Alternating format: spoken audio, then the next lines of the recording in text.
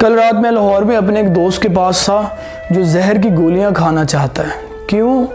क्योंकि वो जिससे मोहब्बत करता है वो उसे छोड़कर चली गई और वो मुझ पर चीखे जा रहा था कि मेरे सीने में जो दर्द सुलग रहा है उसे तू नहीं समझ पाएगा। मैं खिड़की के पास खड़ा बाहर देखते हुए खामोशी से सब कुछ सुन रहा था। मैंने उसे कहा, इधर आ, तुझे चलता फिरता दर्द दिखाऊं।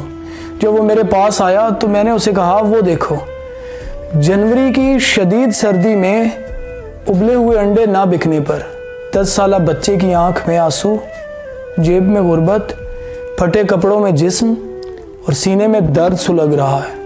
और कैसा दर्द है तेरे सीने में? अच्छा, मौत को सीने से लगाकर तेरी ये जुदाई का दर्द ख़त्म हो जाएगा?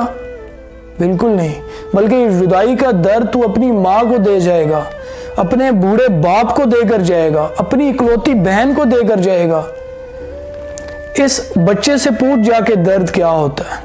बस फिर कमरे में मुकम्मल सन्नाटा था।